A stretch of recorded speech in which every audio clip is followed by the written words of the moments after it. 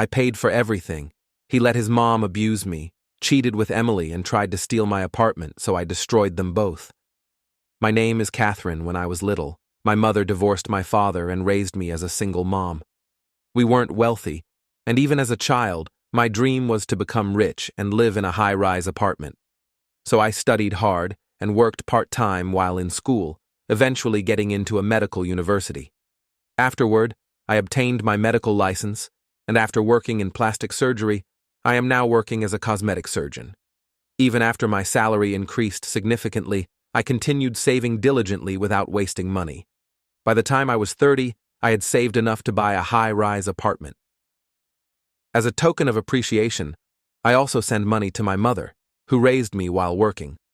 There were times when I had a boyfriend, but since I wasn't fixated on marriage and focused on my career, I found myself turning 30 without realizing it.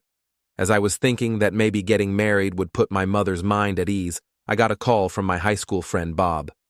Bob and I used to hang out a lot, but we naturally lost touch after entering college, and we hadn't had the chance to meet since then. So, feeling nostalgic, I decided to meet up with Bob. When I saw Bob after a long time, he seemed calmer than in high school, and I felt that we had both grown up. Our conversation flowed naturally, and I found myself gradually attracted to Bob, who kept me entertained. We went out for meals a few times, and after Bob asked me out, we started dating. We ended up getting married when I was 31. "Can I talk to you about something before we get married?" I asked. "Sure. What's up?" Bob replied. "I've been working hard and saving money since I was a student, and it's always been my dream to buy a high-rise apartment." "What? I had no idea you had such a dream. But I don't have the income to buy a high-rise apartment." "It's not that I want you to buy it. I want to buy it myself." "Wow. Do you really have enough money to buy a high-rise apartment? If you want to buy it, that's fine with me. I don't have any strong preference for a house." "I'm glad to hear that. I've already found an apartment I like. Would you come with me to check it out?" So, we went to see the apartment together, and I fell in love with it at first sight. Thinking about the future, I decided to buy a 3-bedroom unit. Since I'm frugal and didn't want to waste money on interest, I decided to pay for it all at once. I considered putting both our names on the deed, but having seen my parents' divorce up close, I decided to keep it in my name only, just in case. However, I had no idea at the time that this decision would later help me.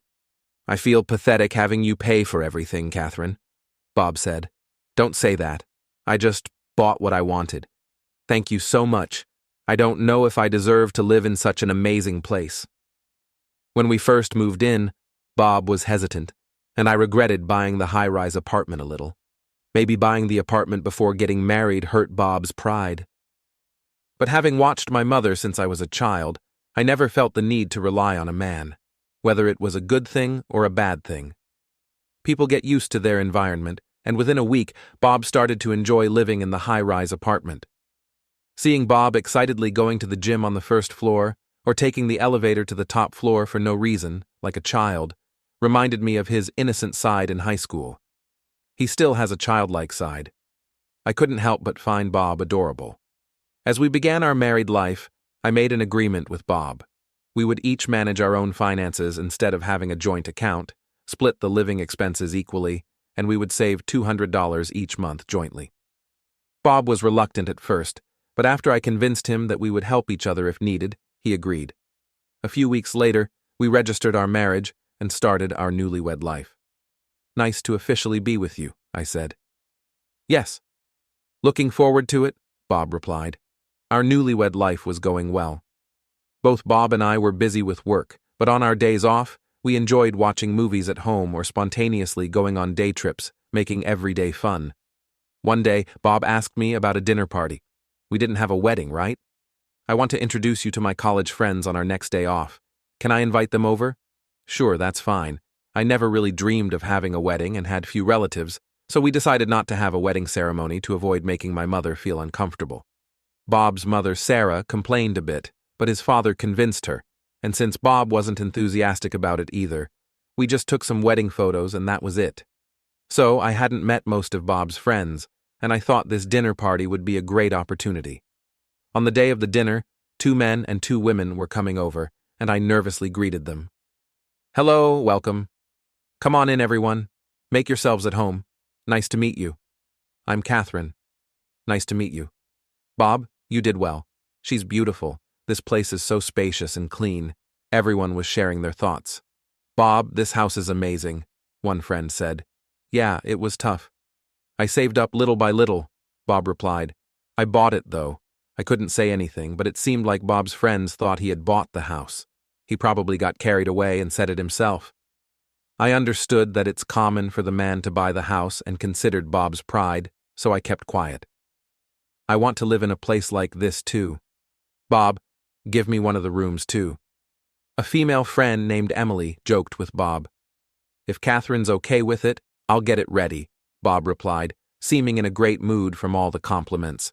The two of them were laughing together, their faces close.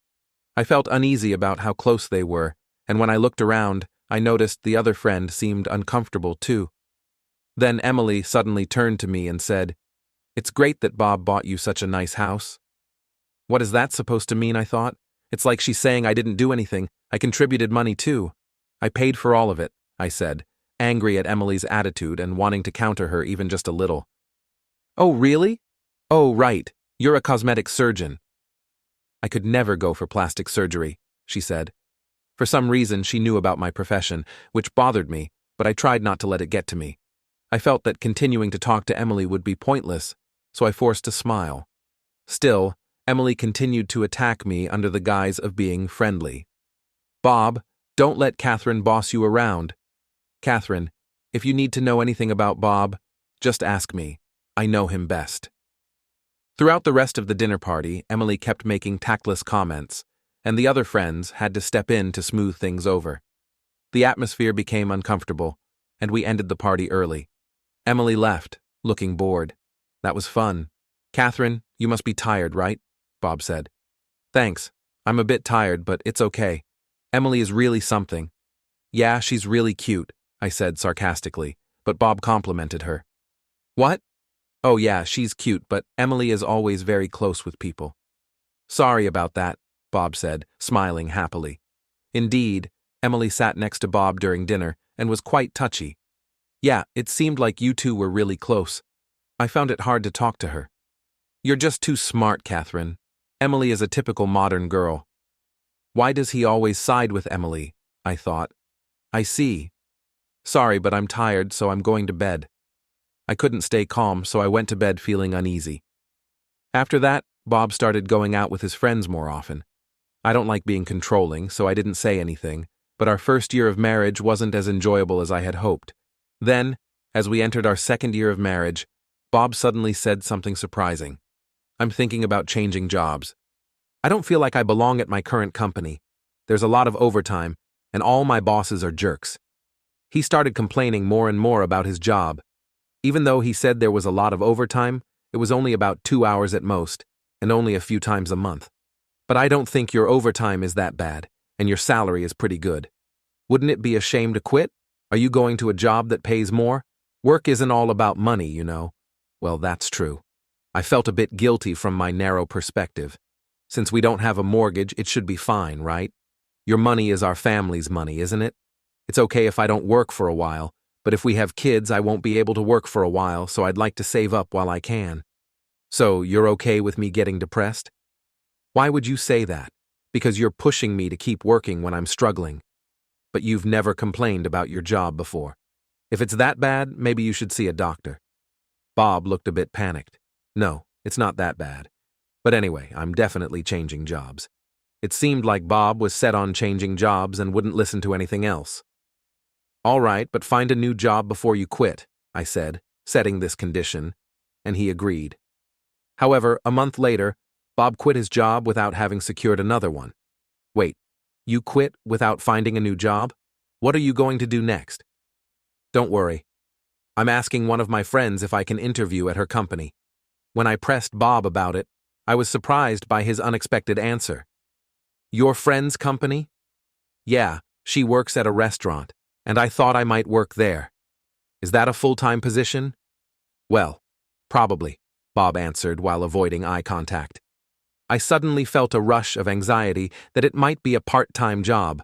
Of course, I have no problem with a woman working and the man being a stay-at-home husband, but we don't have kids, and I currently do most of the housework, so I couldn't picture Bob doing it. If it's not a full-time position, look for something else, I said, making sure to lay down this condition. Will it really be okay if Bob and I have kids? I thought. From that day on, I started feeling less enthusiastic about having children. A few days later, Bob went to the interview and got the job, but it turned out to be a part-time position, not full-time. Are you really going to take that job? Sorry, it's part-time, but Emily said if I work hard, I can become a full-time employee. Emily? Bob looked like he had let something slip. Do you mean Emily, the one who came over to our house before? Well, yeah, that's right. When I told her I was in trouble, Emily introduced me to the job. So, he's going to work part-time at the restaurant where Emily works. Remembering how close Bob and Emily seemed and how openly hostile she was to me, I felt a headache coming on. Why didn't you tell me about this? I thought you'd get jealous, but really, we're just friends. Bob spoke nonchalantly. And you quit your job for this? Well, I'm not sure yet, but I want to give it a try. Since he's already got the job, it's better than being unemployed. All right. I forced myself to accept it and replied with difficulty. However, a month after starting work at the restaurant, Bob began coming home late more often. Even on early shifts, he sometimes wouldn't get home until after midnight, and he increasingly came home in the morning after drinking. I'm working overtime, so I can't help it, Bob said. But the restaurant was supposed to close at 9 p.m. It would be fine if he was just getting along with his CO workers, but knowing Emily was there made me uneasy. You were late again today. Everyone loves to go out for drinks. I don't want to go, but since I'm the newbie, I have to. But are you okay with money? Well, I spent a lot this month, so I can't cover the living expenses or savings. Since switching to the restaurant job, Bob stopped contributing financially. It's one thing if he couldn't pay because of a lower income, but he was spending all his money on drinking, and I was shocked by his lack of planning. Make sure you pay next month. I know, Bob said with a carefree smile. However, he continued going out drinking and coming home in the morning, not changing his behavior. I kept covering the living expenses, and since Bob wasn't saving the agreed $200 each month, I stopped saving as well. What are we going to do in the future, I thought, feeling anxious. An even greater tragedy was about to strike me. Catherine, I need to talk to you, Bob said. What's up? My mom is getting a divorce and she wants to live with us. A divorce? Yeah. According to her, my dad is cheating, but my dad says he's fed up because she just lies around all day and doesn't do any housework or work. I thought his dad might be right. When I visited their home, it was always messy. I had never seen Sarah cook. She always ordered takeout. Sarah also had a sharp tongue and was very blunt, so I didn't like her much. The idea of living with her was unthinkable to me. I'm sorry, Bob, but living together would be tough for me. Why? I'm not close to Sarah, and I'm not confident I could get along with her. I see, Bob said, looking at me coldly. I've thought this for a while, but... You're a cold person, Catherine. His comment made me snap. How can you say that? Why should I take care of your mom when you're not even contributing to our living expenses? What? How can you say that? I'm spending money on socializing. These connections will help with my future job. Your mind is always on money, Catherine, he said, hitting a sore spot. But it was his behavior that made me think this way. There's a spare room, so it's fine, right? Okay. But only for 3 months. Sarah should be able to find another place to live in that time. If that's the case, then fine. You're so stingy. So we ended up living with Sarah temporarily, but from the first day, she had a nasty attitude toward me. Catherine, it's been a while. I haven't seen you in so long. I almost forgot your face. You've aged, haven't you? Nice to see you again. I've been busy with work and haven't had time to visit. I couldn't believe she's acting like this when she's going to be living in my house. Mom, don't say things like that. Here, you can use this room, Bob said. I was also angry at Bob for laughing at all this. This house is amazing. Once you live here, you can't go back to other places. Catherine, are you doing some dangerous work or something? Her crude laughter echoed. If I don't find her a place soon, my sanity won't hold up, I thought. Make sure to find a place quickly and ask her to move out, I whispered to Bob, who looked annoyed. Don't say things like that on the first day. Living with Sarah, who doesn't even say thank you or nice to see you, was going to be tough. Bob probably won't side with me. As expected, living with Sarah was truly challenging. Dinner is ready. Please help yourself, I said. Oh, how fancy.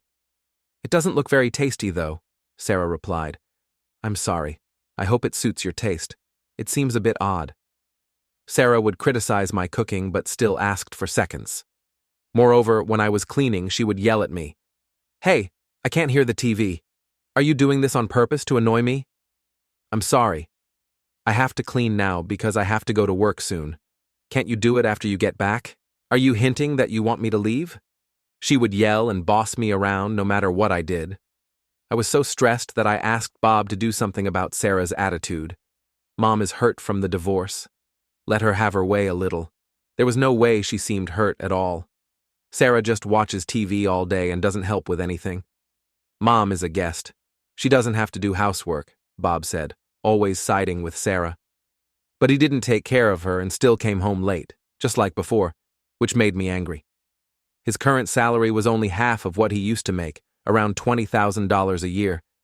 Despite this, he spent his nights drinking and didn't help with the housework. Bob, you need to help with the housework. It's harder with an extra person. And I'm busy with work too. I'm busy with work as well. I'm working hard as the breadwinner. Breadwinner? How is Bob the breadwinner when he still doesn't contribute to the living expenses? I thought. Then hurry up and find Sarah a place to live. I'm at my limit. Well, Mom seems to be enjoying living here, so let's let her stay a bit longer. No way. If that's the case, you need to help out more. What? What else do you want me to do? I was too exasperated to respond. I couldn't see a future with Bob anymore, and the thought of divorce filled my mind. Time kept passing, and Sarah's attitude got even worse. The promised 3 months had long passed, but she showed no signs of finding her own place. Catherine, I'm going out tomorrow, so give me some money. No, please ask Bob for it. Bob is working hard with his small salary. I can't take money from him. I'm working hard too. All you do is make excuses. It's not an excuse, and you need to find your own place soon. We agreed on 3 months, didn't we? We never made that agreement. Can't you take care of your mother-in-law? Hand over your wallet? Sarah forcibly took my wallet and took $100. I told Bob about it when he came home late that night. $100 is nothing to you, Catherine. Just do something nice for my mom. Do something nice with your own money. I told you I don't have any money. That's because you spend it all on drinking. Come home without drinking. If I build these relationships, it'll help with my future job, right? Bob always says this. It's not even business entertainment, just part-time coworkers drinking together. How is that supposed to help his future? When is it going to help? I don't think it ever will. When I said that, Bob scratched his head irritably. Anyway, take care of my mom. With that, Bob escaped to his room. I realized it was pointless to say anything to him. Then Sarah started stealing money from my wallet when I wasn't looking. Since confronting her only led to yelling, I began noting down the contents of my wallet when I got home, keeping track of when and how much money was taken. I wanted proof, so I set up a video camera to record the room and caught Sarah stealing money from my wallet on tape. The reason I couldn't bring myself to divorce Bob despite everything was that I didn't want to worry my mother. Be happy with Bob, my mother had told me when I got married, so I felt I had to avoid divorce at all costs. But living my life as their ATM was something I couldn't bear, and I didn't know what to do or who to turn to for help. Still, the housework kept piling up, and I was the only one doing it, holding back tears as I worked. One day, when I reached into Bob's pants pocket while doing the laundry, I found a photo. It was of Bob and Emily, with "I love you" written on it. So they really were having an affair. I quickly took a picture of it and put the pants back without washing them. The next day, when I checked the pants, the photo was gone. He doesn't help with anything, doesn't address the issues with Sarah, and now he's cheating. I don't need a man like this in my life, I thought. The thread holding me together snapped, and I resolved to get a divorce. That day, I finished work early and went straight to a detective agency. My husband Bob is having an affair, but I don't have much evidence. Can you investigate?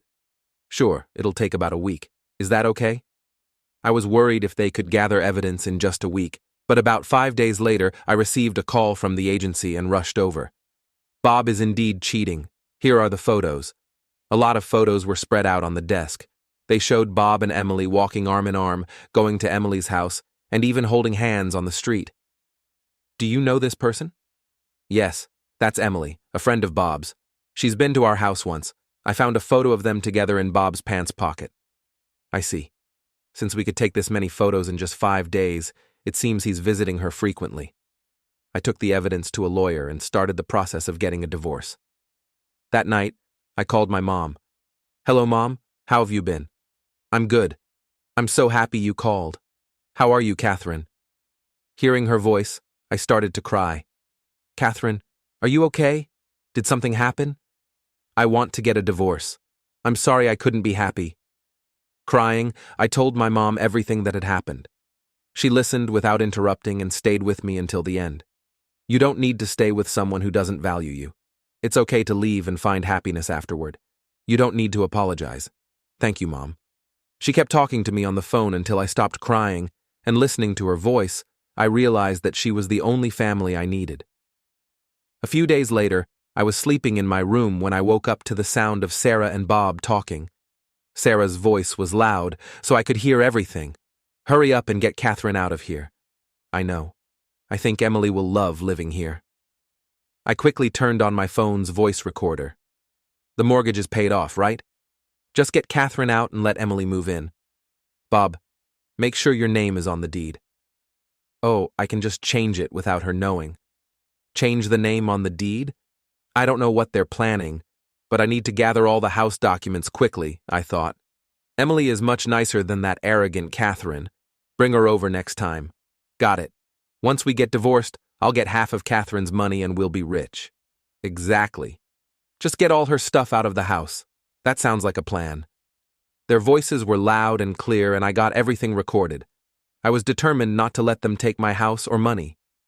The next day, I consulted my lawyer again and came up with a plan. They'll have to pay for betraying and using me all this time, I thought. From then on, I continued to act as if everything was normal so they wouldn't suspect my plans. I pretended that Bob's affair and Sarah's abusive words didn't bother me. I endured it all with the thought that I would never forgive them. A few days later, their plan to kick me out was put into action. My belongings were piled up in the entrance. Today is the day, right? I deliberately pretended to be surprised and raised my voice.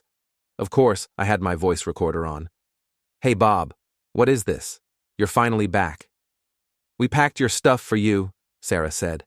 Sarah, what is going on? It means get out of here. You don't have a room here anymore. Starting tomorrow, this will be Emily's room. Unlike you, Emily is charming and cute, the perfect wife for Bob. We don't need you. Isn't it strange for me to leave? Shut up. You're always talking back. That's why Bob is fed up with you, Sarah shouted with a scary face. When I looked toward the back of the room for Bob, he approached me with a pleased look on his face. Surprised? It's your fault. Here, take the divorce papers. This was exactly what I wanted. Really? That's perfect because I want a divorce too. But this house is mine, you know. When you get divorced, it's normal for the wife to leave. Don't you even know that? So, neither of you are leaving, understood? For now, I'll leave today. Not just today. Leave forever. To make sure they hit rock bottom, I packed my things and left. That night, I stayed at a business hotel and filled out the divorce papers, submitting them first thing in the morning. Then I went straight to my lawyer. I finally submitted the divorce papers. Please send the invoices for the alimony. They're already prepared. My lawyer sent an invoice of $220,000 to Bob and $20,000 to Emily. And we also decided to demand $5,000 from Sarah as compensation for the money she had stolen. I then went to a real estate agent and signed the sales contract for the apartment. A few days later, I got a call from Bob. What the hell is this? Why do I have to pay alimony, and what's this about eviction? I found plenty of evidence of your affair, so you owe me alimony. And since the divorce is finalized, I sold the apartment because I don't need it anymore. The real estate agent wants to clean it up and sell it quickly, so you need to move out.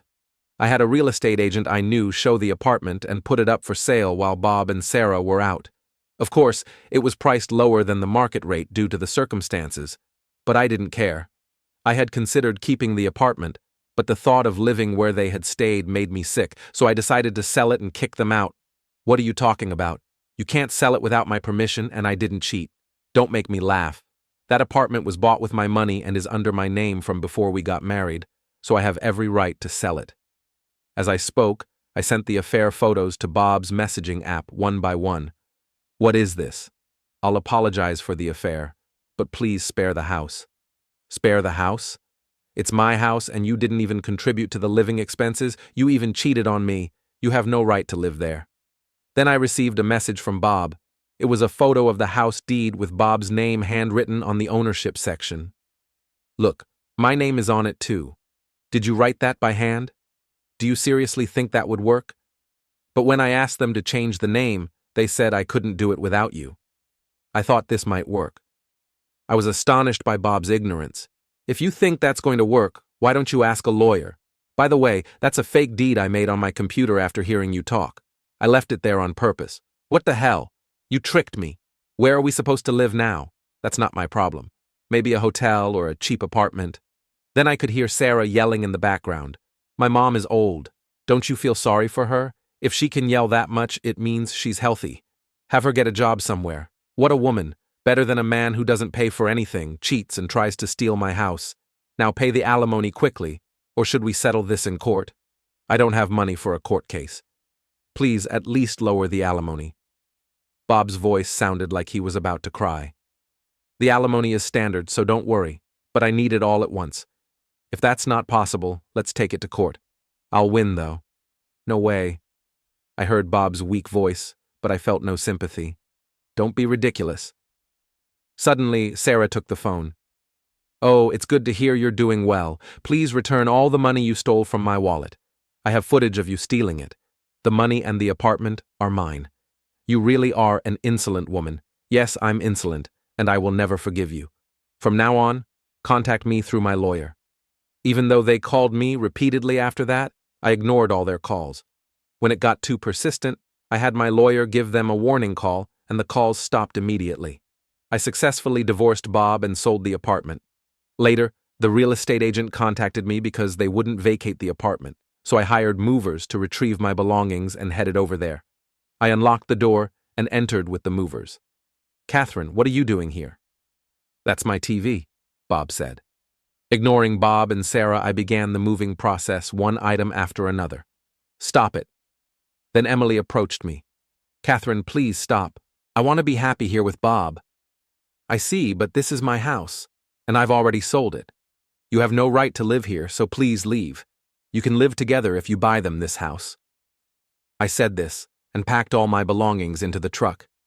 Emily seemed shocked to learn that the apartment was mine. You have 1 week to move out. After that, the real estate agent will remove the rest of your things and change the locks, so I suggest you leave soon. I closed the door and took a deep breath. It's finally over. A wave of accomplishment and exhaustion hit me. I moved to a distant place to ensure I would never see Bob and Sarah again. Later, I heard that they quickly found an apartment and moved out. I gave them a week's grace period, which was more than enough since I could have had them forcibly evicted. They should be grateful. Emily, thinking she could live in the high-rise apartment, immediately broke up with Bob when she found out she couldn't. Bob paid the alimony immediately after the divorce, but Emily never got to live in the high-rise apartment, so she searched for me, claiming I had deceived her and demanding my money back, but she couldn't find me. In the end, she resorted to threatening Bob, which led to her being reported to the police. Additionally, Emily was already disliked by her friends for flirting with their boyfriends. When rumors of the affair spread, she lost all her friends. Her company also found out about the affair and the threats, and she was asked to resign. Later, Bob and I had a meeting about the division of property with our lawyer present. I won't agree to the divorce without dividing the property, Bob said. Oh, did you forget about this paper? I took out the notarized document that outlined the division of property at the time of our divorce. Oh, we agreed before marriage not to divide the property, right? Instead, we were supposed to save $200 a month together and split it in case of divorce, but you stopped contributing, so I stopped too. You can only divide half of the $4,800 we saved for a year. Bob looked to his lawyer for help. This is a notarized document, so dividing the money in Catherine's account isn't possible. Bob looked dejected upon hearing this. Despite all the discussions we had, he seemed to have conveniently forgotten. Maybe he was having so much fun with the affair that it slipped his mind. He then asked if I could reduce the alimony, but I refused, as there was no reason to do so. In the end, the small amount of property division wasn't enough to cover the alimony, and Bob had to take on debt. Moreover, Sarah was also sued for alimony by her ex-husband, Bob's father. Bob and Sarah ended up living together, blaming each other for their situation and both working from morning till night. I ended up living with my mother in a house, and I was hired as a cosmetic surgeon again. My mother is enjoying her retirement, occasionally going on trips and having a good time. I'm not sure if I'm being a good daughter, but seeing my mother's happy face makes me feel happy. I don't know if I'll get married in the future, but even if I don't, I'm determined to live a life that I can feel happy about.